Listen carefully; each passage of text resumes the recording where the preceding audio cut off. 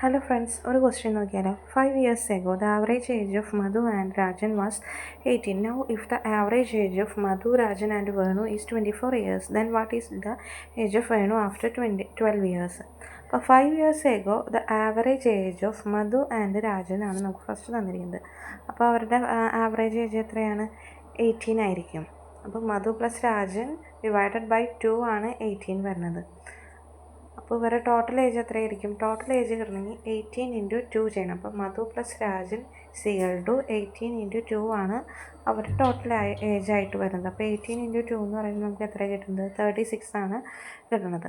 അപ്പോൾ 5 years ago ഇവരുടെ total age എന്ന് പറയുന്നത് 36. അപ്പോൾ അത് കഴിഞ്ഞ് 5 yearsന് ശേഷം ഇവർ രണ്ടുപേരുടെ ഏജും 5 വെച്ച് കൂടിയിട്ടുണ്ട്. അപ്പോൾ 36 + 5 + 5 10 കിട്ടും. അപ്പോൾ അതാണ് നിലവിലുള്ള അവരുടെ ഏജിൻ്റെ ടോട്ടൽ. അപ്പോൾ അത് 46 ആണ്.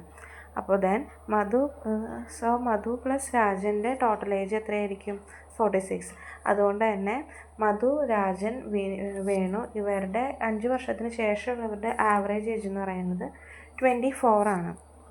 ദെൻ അവർ 24-ൽ എങ്ങനെ കിട്ടിയെന്ന് വെച്ചാൽ മധു പ്ലസ് രാജൻ്റെ ഏജ് വരുന്നത് എത്രയാണ്? 46 ആണ്. അപ്പോൾ 46 + വേണു ഡിവൈഡഡ് ബൈ 3 ആണ് നമുക്ക് എത്ര കിട്ടുന്നത്? 24 കിട്ടുന്നത്.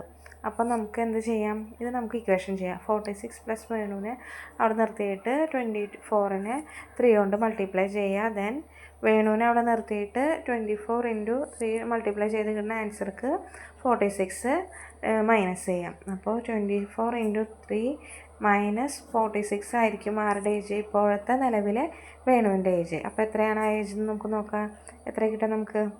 24 × 3 - 46 26 ആണ് ഇപ്പോഴത്തെ വേണുവിൻ്റെ ഏജ്.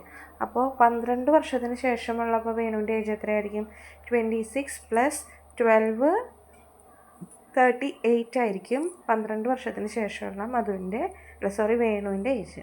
Okay, thank you.